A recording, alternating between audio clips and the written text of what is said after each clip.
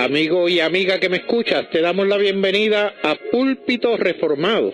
Te habla el diácono Ángel Carrasquillo y te invitamos a que en la próxima hora nos acompañes para que oigas palabra de Dios. Busca tu Biblia, la palabra de Dios, la palabra que no se equivoca, la palabra que no vuelve atrás vacía, esa palabra que es como espada de dos filos, la espada del Espíritu que llega a lo más profundo del ser humano por el poder del Espíritu Santo. Sí, quédate con nosotros para que aprendas de esa palabra que no se equivoca, de esa palabra que es eterna. Esta noche el tema para la misma va a ser el libre albedrío en relación a la salvación. El libre albedrío en relación a la salvación. Esta noche me acompañan el hermano José Pepe Curet. Muy buenas noches. Y el hermano, no solamente en la iglesia, sino también en los estudios del seminario, Andrés Martínez. Dios les bendiga, hermanos. Casi un teólogo. Te invitamos a que tomes tu Biblia, la palabra de Dios, y busca el siguiente pasaje. En el Evangelio de Juan, el capítulo 6, los versículos del 35 al 44. Juan 6, 35 al 44. Y nos lee la palabra del Señor nuestro hermano Andrés Martínez. Dice así la Escritura. Jesús les dijo: Yo soy el pan de vida. El que a mí viene nunca tendrá hambre, y el que en mí cree no tendrá sed jamás. Mas os he dicho que aunque me habéis visto, no creéis. Todo lo que el Padre me da vendrá a mí, y al que a mí viene no le echo fuera. Porque he descendido del cielo no para hacer mi voluntad, sino la voluntad del que me envió. Y esta es la voluntad del Padre, el que me envió, que de todo lo que me diere no pierda yo nada, sino que lo resucite en el día postrero. Y esta es la voluntad del que me ha enviado, que todo aquel que vea al Hijo y cree en Él, tenga vida eterna, y yo le resucitaré en el día postrero. Murmuraban entonces de él los judíos, porque había dicho: Yo soy el pan que descendió del cielo. Y decían: ¿No es este Jesús el hijo de José, cuyo padre y madre nosotros conocemos? ¿Cómo pues dice este: del cielo he descendido? Jesús respondió y les dijo: No murmuréis entre vosotros. Ninguno puede venir a mí si el Padre que me envió no le trajere, y yo le resucitaré en el día postrero. Amén. Cuando tratamos de buscar, y aquí en la mesa hicimos varias gestiones para conseguir una definición acerca de lo que es el libre albedrío, pues hemos conseguido varias que las mismas tratan en una forma u otra de definirla, ¿no? Y lo que queremos esta noche realmente es: ¿de dónde surge esta libertad que llamamos libre albedrío? ¿Ha venido el hombre alguna vez, o ha tenido el hombre alguna vez esta libertad? ¿Posee el hombre esta libertad después de la caída?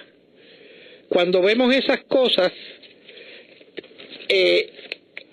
nos llama la atención sobremanera, y buscamos uno de los libros que quizás nos pudiera dar cierto beneficio o cierta luz respecto a al tema, ¿no? Y me voy a permitir leer del capítulo 9 de la Confesión de Fe de Westminster. Solamente les voy a traer tres postulados. Uno: Dios ha dotado a la voluntad del ser humano con aquella libertad natural que no es forzada ni determinada hacia el bien o hacia el mal por alguna necesidad absoluta de la naturaleza.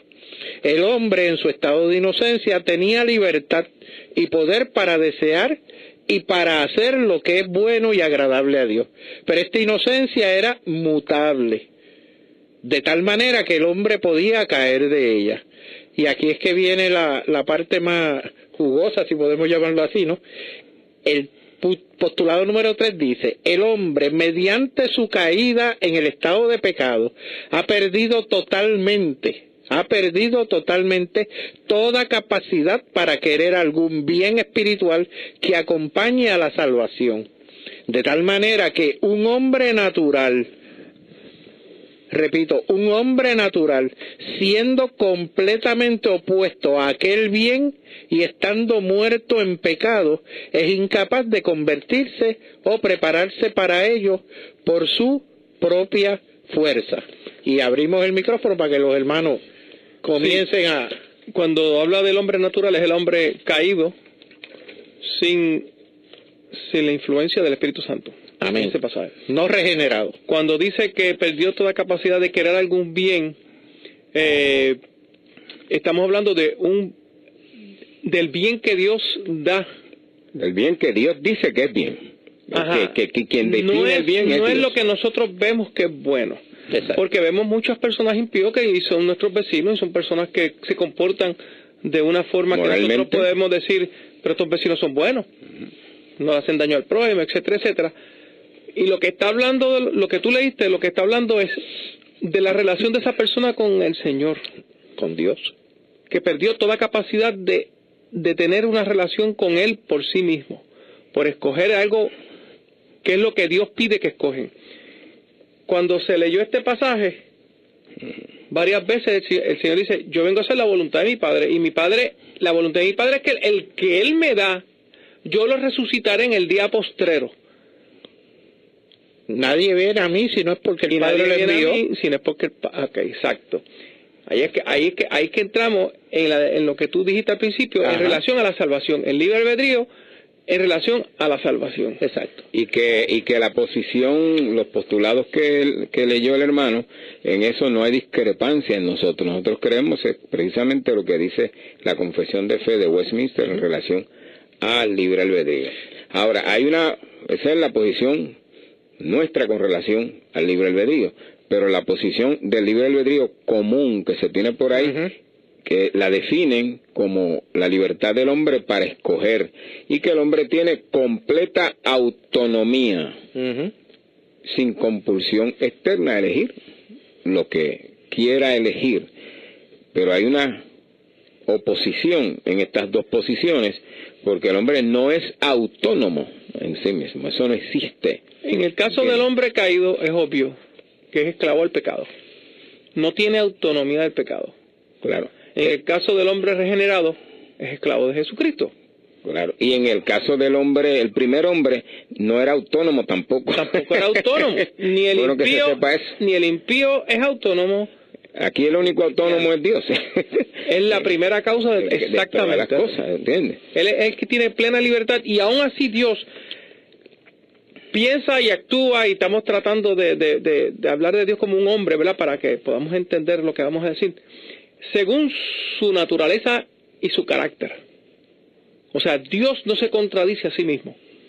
Él es un Dios justo, Él no va a dejar de ser justo. Él es un Dios eterno, Él no va a dejar de ser eterno. Él es un Dios misericordioso, Él no va a dejar de ser misericordioso. O sea, que Dios actúa conforme a su carácter, y ese carácter no ha sido revelado en las Escrituras.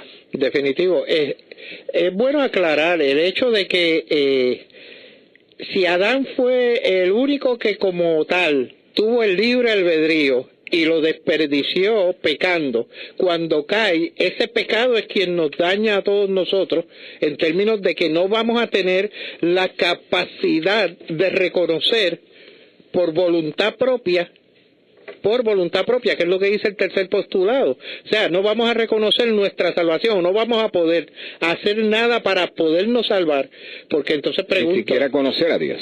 Sí, no vamos a reconocer a Dios. Es una completa oscuridad, densa. Decir lo contrario, entonces surge la pregunta, ¿para qué vino Cristo? Sí, pero antes de llegar a la pregunta, el hombre caído es un hombre religioso. Ciertamente. O sea, que nosotros vamos a ver personas que no son cristianos, que no son hijos regenerados, que hablan como si fueran, caminan como si fueran, actúan como si fueran, pero no lo son. Porque el hombre por naturaleza es religioso. Toda la tierra está llena de religiones. No hay lugar donde no haya una religión. Y aquí en el occidente, ¿cuál es la religión que más abunda? El cristianismo. Pues muchas personas quieren hacerse buenos porque su conciencia le está diciendo, Dios es tu enemigo. Y están tratando de buscar por medio de obras una relación con Dios. Claro está que esta parte del mundo, las civilizaciones de Occidente, haber sido evangelizadas por el cristianismo, pues de fundamento de crianza, de cultura, pues ya hay un sentido de moralidad y de respeto y de urbanidad y de todas esas cosas buenas que trae el cristianismo, y nos llamamos cristianos desde ese punto social, ¿no?, de las civilizaciones, porque del otro lado pues son musulmanes, del otro lado son budistas. Yo quisiera dar como una línea de lo que las Escrituras dicen sobre este asunto. Cuando Dios creó a Adán y a Eva, los dos estuvieron sin pecados por un tiempo. Ellos tenían esa libertad. En Génesis 1:31 Dios dijo de la creación del hombre que era bueno en gran manera. O sea, que lo que él había hecho era algo bueno. Dios estaba satisfecho con su creación. Y en ese ambiente interno y externo, el hombre era bueno, y por eso tenía esa libertad. Tenía limitaciones en su libertad, claro. Él no podía vivir fuera del mundo que Dios creó. Y Dios le dio un mandamiento a Adán, que comiera de todos los árboles menos de uno. ¿Ok? En el capítulo 2, versículo 15 al 17, vemos que Dios le da mandamientos al hombre donde refleja esa libertad. Él le dice en el capítulo 2, versículo 15 de Génesis, dice: tomó pues Jehová Dios al hombre y lo puso en el huerto de Edén, para que lo labrase y lo guardase. Y mandó Jehová al hombre diciendo: de todo árbol del huerto podrás comer, mas del árbol de la ciencia del bien y del mal no comerás, porque el día que de él comieres ciertamente morirás. Tenía sus limitaciones. Más adelante en el versículo 19 dice: Jehová Dios formó pues de la tierra toda bestia del campo y toda ave de los cielos, y la trajo a Adán, para que viese cómo las había de llamar. Y todo lo que Adán llamó a los animales vivientes, ese es su nombre. Adán tenía libertad hasta de ponerle nombre a los animales, de labrar la tierra. ¿Qué podía él sembrar? Él escogió lo que iba a sembrar. Tenía libertad. Y Dios dijo: es bueno en gran manera lo que está haciendo Adán. Estaba escogiendo lo que Dios le agradaba. Esa era la naturaleza de Adán. Y en eso consistía su libertad, porque la libertad es... Bueno, si el Hijo os libertare, seréis verdaderamente libres. O sea, la libertad es la libertad de elegir lo bueno, de poder, de amar, de querer lo bueno. Por eso cuando decimos que él tenía la capacidad de escoger entre el bien y el mal, él lo podía hacer y lo hizo. Pero Adán tenía una particularidad. Él no tenía que salvarse hasta ese momento. Antes de la caída, él no tenía que buscar la salvación. No había pecado. Porque no había pecado. Cuando él peca, el universo se afectó. Eso lo vemos en Romanos. Todo el universo se afectó. Se afectó él y toda la descendencia de Adán. Somos hijos de Adán por naturaleza. Y cuando tú hablaste ahorita del hombre natural, lo que nos referimos es eso, al hijo de Adán. Nosotros venimos con la misma naturaleza caída que de Adán. Y venimos inclinados hacia el pecado. Y dice en Génesis 6:15, y esto es interesante. Bueno, de hecho la Biblia es clara, no hay justo ni siquiera uno. Perdón, 6:5, Génesis 6:5 dice: y vio Jehová que la maldad de los hombres era mucha en la tierra, y que todo designio de los pensamientos del corazón de ellos era continuo, solamente el mal. Vemos que el mismo Dios está diciendo por medio de lo que se escribió aquí: el hombre es completamente malo, completamente pervertido. De hecho, ya está tomando la decisión de lo que va a venir posteriormente en ese mismo capítulo 6. Se arrepintió Dios de la y va a venir ya el juicio del diluvio, ¿no? O sea, ya estamos comenzando a ver la faceta del discurso de Dios con Noé, diciéndole o señalándole lo que va a estar sucediendo en breve. En pocos tiempos, sí. A los oyentes, con esto queremos decir, sin concluir el programa, y queremos establecer que el hombre no tiene libre albedrío para elegir a Dios, para arrepentirse, para convertirse. Él no tiene esa capacidad y esa facultad, y la Biblia está repleta para no hay tal cosa, testificar acerca de eso. Sí, no hay tal cosa de que el hombre natural escoja a Dios. Ahora, hay una tradición aquí Puerto Rico y en muchos lugares donde en las iglesias se hace un llamamiento y vemos que mucha gente pasa. Y da la impresión de que las personas decidieron venir a Cristo por su cuenta. Pero la Escritura nos dice una cosa completamente diferente. O sea, nosotros tenemos que juzgar si ese llamamiento en las iglesias, eso que está ocurriendo ahí, es verdadera conversión.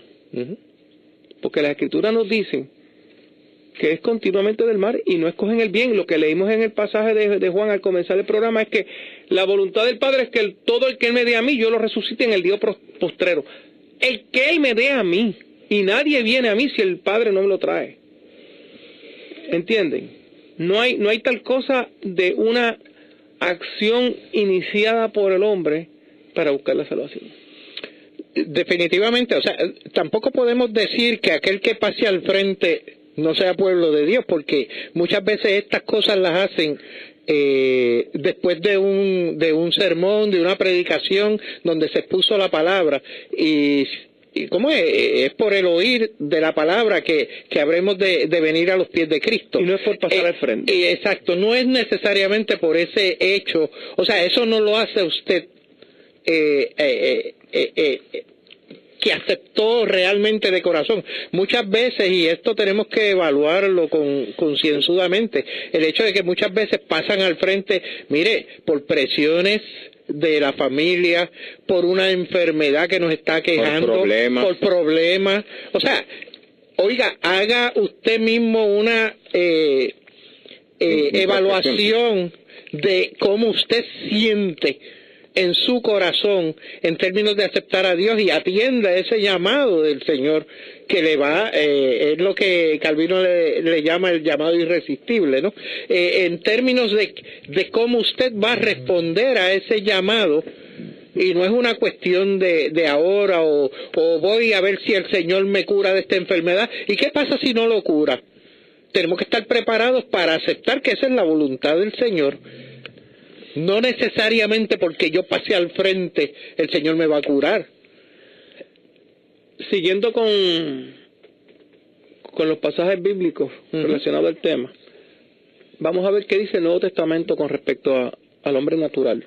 Y para refrescar la mente de los que nos oyen, el hombre natural es aquel que nació físicamente, pero no ha sido nacido de nuevo espiritualmente. No ha aceptado a Cristo. Pablo dice, Salvador. El hombre natural no entiende, no percibe las cosas de Dios. Okay. No puede. Romanos 8:7. Pues no puede. Ni puede ni quiere. Vamos a empezar desde el 8:5. Romanos capítulo 8, desde el versículo 5. Dice, porque los que son de la carne piensan en las cosas de la carne, pero los que son del Espíritu, en las cosas del Espíritu. Porque el ocuparse de la carne es muerte, pero el ocuparse del Espíritu es vida y paz. Por cuanto los designios de la carne son enemistad contra Dios, porque no se sujetan a la ley de Dios, ni tampoco pueden. Cuando dicen que no se sujeta a la ley de Dios, que no quieren sujetarse a la ley de Dios, no quieren. Y aunque quisieran, no podrían. No tienen la capacidad para hacerlo. Muy bien, pero aquí está puntualizando lo grave del asunto. O sea, no quieren. Es nefasto. No quieren. Y entonces tampoco pueden. O sea, no le es posible, no está fuera de su ámbito, de su propia naturaleza. De su naturaleza, no de hecho. Puede. Es como un perro no puede hablar. ¿Me entiendes? Aunque quisiera. No puede. No va a querer tampoco hablar. Va a querer, pero vamos a suponer hipotéticamente, aunque quisiera un perro hablar, no puede. Claro, pero yo lo que estoy es puntualizando lo que Pablo está diciendo, es que no quiere, ni tampoco puede. Y el perro ni quiere hablar, ni puede hablar. No hay perro que quiera hablar, es bueno que sepa eso. No hay animal que quiera hablar. Ahorita, esa no es su naturaleza. Antes de comenzar el programa, Pepe estaba dando un ejemplo, una ilustración acerca de el león era que le ponía un plato de carne y un plato de... Sí, un perro. No puede escapar a su naturaleza. Estaba usando el perro, que le pone un plato de arroz blanco y un plato de una carne frita. Y el perro escoge su comida de acuerdo a su naturaleza. A su naturaleza. Para la carne. ¿Puede ir al arroz? Sí. Pero su naturaleza no le dirige al arroz, lo dirige a la carne. A la carne. O sea, todo esto señala a lo imposible que es para el hombre decidir de sí mismo y voluntariamente, porque una de las cosas que dice el texto que habla en Romanos es que los designios de la carne son enemistad contra Dios. O sea, la carne, el hombre natural, es enemigo de Dios por naturaleza, no quiere a Dios. Ahora, puede ser religioso, pero es su propia religión. Es como él quiere creer, pero no a la manera de Dios. Una vez uno le dice la manera de Dios y él la rechaza, porque es enemigo de Dios, no quiere a Dios, ni puede sujetarse a Dios. Y una persona así no puede tener libre albedrío. De hecho, miren esto, 1 Corintios 2:14, pero el hombre natural no percibe las cosas que son del Espíritu de Dios, porque para él son locura, y no las puede entender, porque se han de discernir espiritualmente. Las cosas de Dios se disciernen espiritualmente, no se disciernen desde la carne, desde la perspectiva carnal. Andrés mencionó ahorita que el hombre es religioso, y vemos muchas personas que, aunque no son cristianas, que parece que están viviendo como si lo fueran. El hombre por naturaleza es religioso. Sí, pero lo que pasa es que la palabra de Dios tiene mucho poder, seguro, que aunque muchas personas no se conviertan, la palabra de Dios influye sobre ellas. Sí, el Evangelio. Como parte de la gracia común de Dios, claro, estas personas van a actuar en temor a lo que dice la palabra, aunque no sean cristianos. ¿Me entiendes? Sí. El temor es ese, porque saben que esa es la palabra de Dios. No se han convertido, pero saben que esa es la palabra de Dios. Y tienen todo. Viven influenciados. Pues si tienen toda una cultura cristiana. Pero no regenerados. Claro. Es como la esposa de Lot, estaba convencida porque corrió, pero no estaba convertida porque miró para atrás. Estaba atada a su pasado. Estaba atada a su pasado. Ángel, esta enseñanza de la libertad, del libre albedrío, o la falta de libertad o de libre albedrío, puede traer unas ideas erróneas en la mente del que nos está escuchando.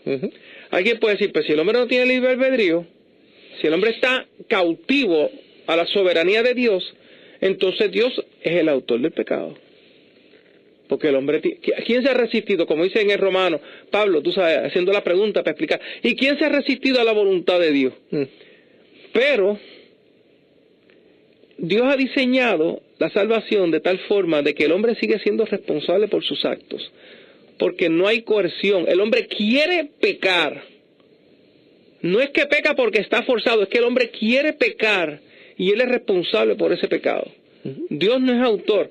Pero Dios definió lo que es el pecado desde el principio. Dios ha dicho la infracción de la ley es pecado. Él lo definió lo que es, pero Él no es autor. Cuando Adán comió de esa fruta, Él lo hizo voluntariamente. Y Él sabía muy bien lo que estaba haciendo. Porque era un hombre perfecto hasta que cerró la boca con la fruta o con lo que haya comido. Y de hecho se ve un poquito más adelante cuando Dios, ellos lo escuchan y se esconden. Se escondieron. Adán y Eva se escondieron. Y le hizo esa pregunta de ¿quién te dijo que tú estabas desnudo? Muy bien, hablando del asunto de la soberanía de Dios, aún Adán estaba sujeto a esa soberanía divina, ¿no? O de Dios. Pero hay que añadir que la esclavitud a la que alude la Escritura, que en vez de que el hombre tiene un libre albedrío, es que tiene un esclavo albedrío, que su voluntad está esclavizada, sujeta al pecado, a sus propios deseos pecaminosos, porque cayó en Adán. Y entonces eso trastocó todo lo que es el hombre y todas sus facultades.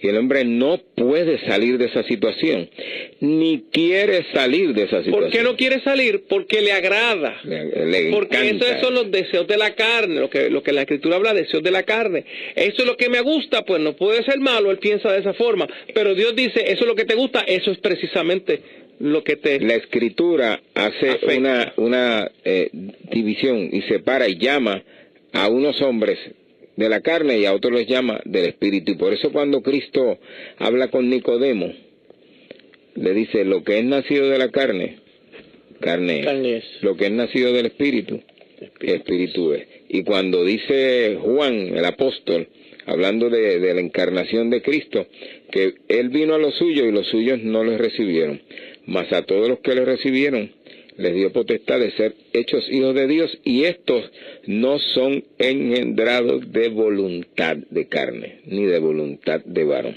Es decir, que la voluntad del hombre nada tiene que ver con nacer del Espíritu y amar a Dios. Sin embargo, decidir a Dios. Por eso es necesario que se dé el rompimiento de esa situación de esclavitud en el hombre, para que el hombre entonces pueda, Dios lo resucita, por así decirlo, le hace nacer de nuevo. Entonces el hombre quiere a Dios y ama a Dios. Es un asunto que nada tiene que ver con que él decidió aceptar a Cristo, sino todo lo contrario, amigo que escuchas, y hermano que escuchas, es que Dios te aceptó a ti. Amén. No es que tú lo aceptaste a Él. Y fíjate, hay que recalcar que estamos trayendo el asunto del libre albedrío con relación a la salvación. Porque, y repetimos lo que dijimos aquí fuera del aire, ¿verdad? Cogemos dos personas, un cristiano y a un no cristiano, y los dos son carpinteros, van a hacer su trabajo y lo hacen igual. En esta parte de la eternidad, en la parte temporal, en esta vida, podemos ver dos personas haciendo lo mismo y no tienen ningún problema. De hecho, dicen Tesalonicenses, dos mujeres estarán lavando ropa, una será llevada, la otra no. Dos personas están haciendo esto, uno será llevado y el otro no. No estoy tocando el tema de la segunda venida. De la segunda venida, pero lo que quiero decir es que aún así se ven que trabajamos iguales, tenemos que pasar el mismo trabajo, nos enfermamos, nos da los mismos dengue, las mismas cosas. Pero en cuanto a la salvación, el hombre natural no tiene esa libertad, ni ese deseo, ni el poder de buscar esa salvación. Aquel que lo haga, es como dice el Señor en los primeros versículos, es porque el Padre lo trajo donde Él, y Él le resucitará en el día postrero. Oiga, cuando usted hace las cosas, esto lo tiro al ruedo para que evalúe usted mismo su condición. Todos nosotros somos pecadores. Hemos aceptado a Cristo como nuestro Salvador personal, como nuestro Salvador y Señor, pero todos somos pecadores y habremos de seguir siendo pecadores. Todos. Aquí no hay excepción, ni en esta mesa, y no creo que nadie que me esté oyendo. No hay justo ni siquiera uno, dice la palabra. Cuando nosotros, por ejemplo, diezmamos en la iglesia, un ejemplo por traer al ruedo esto, damos la ofrenda porque el Señor me va a compensar en otra cosa. Oiga, reevalúe las cosas como usted las está haciendo. Si usted da para que el Señor le dé, es como dice la palabra, si usted invita a aquel que lo puede invitar a comer a uno, porque tiene para hacerlo comer a usted después, usted está obrando para su gloria y su honra, no para la gloria del Señor. Muy bien, hablando acerca de esa, porque esta línea no entendemos la ruina en la que cayó el hombre, y pensamos que es del mismo hombre que nace debido a la predicación de arrepentidos y convertidos, y se piensa que como se dice eso, el hombre tiene la facultad de arrepentirse. Pero la Escritura, Pablo es claro, cuando dice que nosotros estábamos muertos en delitos y pecados, en los cuales anduvimos en otro tiempo siguiendo la corriente de este mundo, conforme al príncipe de la potestad del aire, el espíritu que ahora opera en los hijos de desobediencia. Es decir, que no es posible el hombre arrepentirse de sí mismo, y por eso Pablo dice también que Dios les conceda que se arrepientan, porque el arrepentimiento es un don de Dios. Amén. Si Dios no da el don del arrepentimiento, nadie se va a arrepentir, porque no quiere arrepentirse ni tiene voluntad de eso.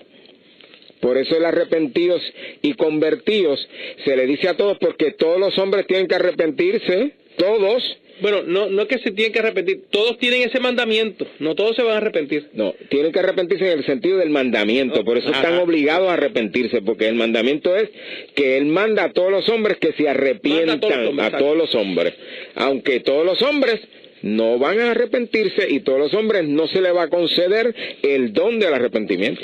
Mira, el postulado 4 de la confesión de fe, vuelvo atrás, cuando Dios convierte a un pecador y lo traslada al estado de gracia, lo liberta de su esclavitud natural bajo el pecado, y solo por su gracia lo capacita para desear y hacer libremente aquello que es espiritualmente bueno.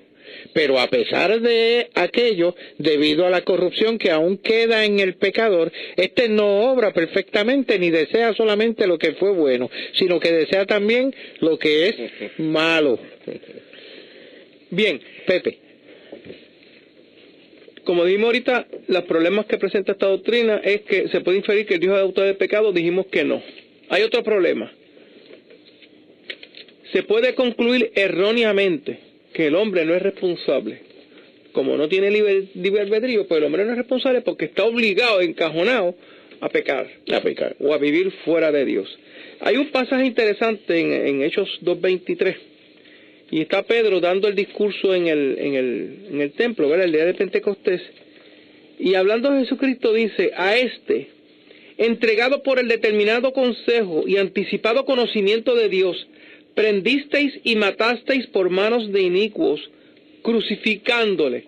Y uno está diciendo, pero ve acá, pero no fue por el predeterminado consejo de Dios, no fue por el anticipado conocimiento de Dios. ¿Por qué me está echando la culpa a mí si nosotros estábamos cumpliendo con la voluntad de Dios? Se puede llegar erróneamente que los que crucificaron a Jesucristo no eran responsables.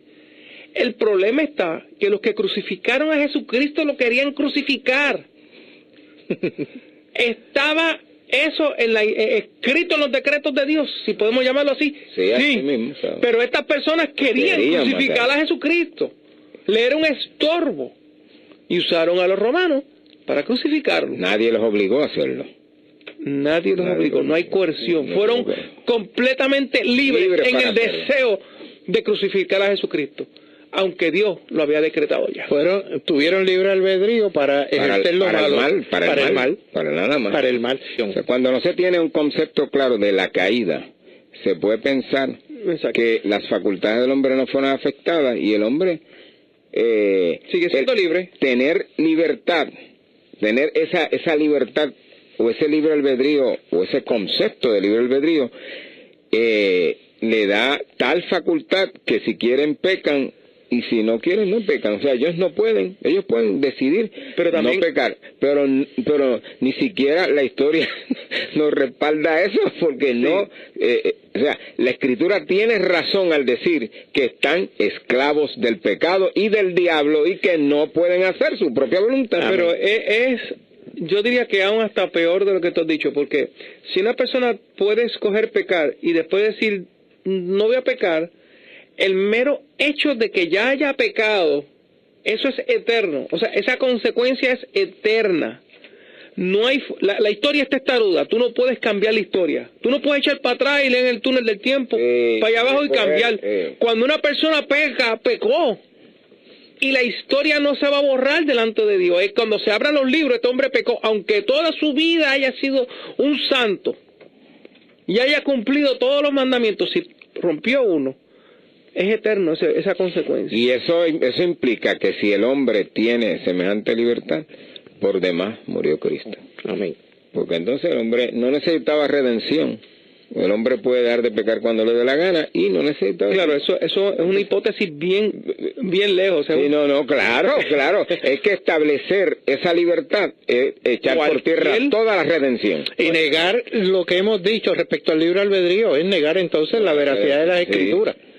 Porque las Escrituras están totalmente en contraposición al libre albedrío. Cualquier persona que se presente delante de Dios diciendo, Señor, tú me tienes que aceptar porque yo hice esto, yo hice lo otro, el Señor le va a decir, ¿y para qué yo mandé a mi hijo a morir? Amén. ¿Para qué yo lo mandé a crucificarse, que lo crucificaran en la cruz? Mira, yo tengo una ilustración entre comillas buena bueno, entre comillas para mí es buena, vamos a ver cómo ustedes la ven, el hecho de que cuando una persona es bebedor, un alcohólico, y lo traigo al ruedo así, usted le pregunta, ¿y por qué no deja de beber? No, si yo puedo dejar de beber en cualquier momento. Lo mismo dice el impío con respecto a Dios. Pero no lo hace. Pero no lo hace. Porque no puede hacerlo. No puede hacerlo, y perdón, es peor aún, no quiere hacerlo. No quiere hacerlo. Es bueno señalar el verso último de la lectura que decía, ninguno.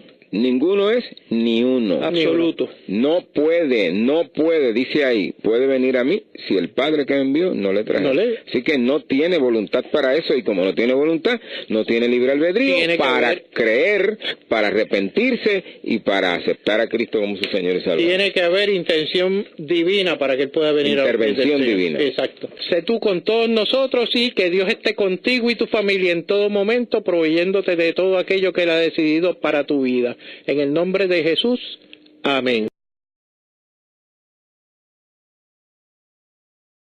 Sino que los resucite en el día postrero. Y esta es la voluntad del que me ha enviado, que todo aquel que vea al Hijo y cree en Él, tenga vida eterna, y yo le resucitaré en el día postrero. Murmuraban entonces de él los judíos, porque había dicho, yo soy el pan que descendió del cielo. Y decían, ¿no es este Jesús el hijo de José, cuyo padre y madre nosotros conocemos? ¿Cómo pues dice este, del cielo he descendido? Jesús respondió y les dijo, no murmuréis entre vosotros. Ninguno puede venir a mí si el Padre que me envió no le trajere, y yo le resucitaré en el día postrero. Nos lee la palabra del Señor nuestro hermano Andrés Martínez. Dice así la Escritura. Jesús les dijo, yo soy el pan de vida. El que a mí viene nunca tendrá hambre, y el que en mí cree no tendrá sed jamás. Mas os he dicho que aunque me habéis visto, no creéis.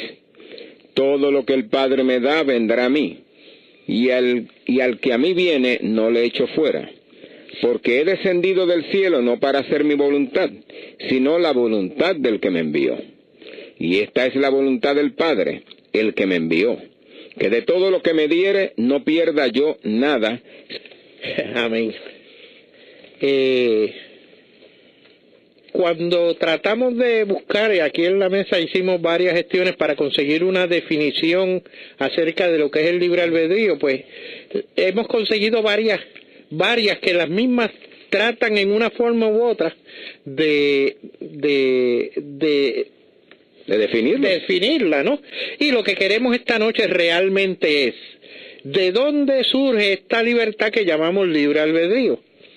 ¿Ha venido el hombre alguna vez, o ha tenido el hombre alguna vez esta libertad? ¿Posee el hombre esta libertad después de la caída? Amigo y amiga que me escuchas, te damos la bienvenida a Púlpitos Reformados. Te habla el diácono Ángel Carrasquillo, y te invitamos a que en la próxima hora nos acompañes para que oigas palabra de Dios. Busca tu Biblia, la palabra de Dios, la palabra que no se equivoca, la palabra que no vuelve atrás vacía, esa palabra que es como espada de dos filos, la espada del Espíritu que llega a lo más profundo del ser humano por el poder del Espíritu Santo. Sí, quédate con nosotros para que aprendas de esa palabra que no se equivoca, de esa palabra que es eterna. Esta noche el tema para la misma va a ser el libre albedrío en relación a la salvación. El libre albedrío en relación a la salvación. Esta noche me acompañan el hermano José Pepe Curet. Muy buenas noches. Y el hermano, no solamente en la iglesia, sino también en los estudios del seminario, Andrés Martínez. Dios les bendiga, hermanos. Casi un teólogo. Te invitamos a que tomes tu Biblia, la palabra de Dios, y busca el siguiente pasaje. En el Evangelio de Juan, el capítulo 6, los versículos del 35 al 44. Juan 6, 35 al 44.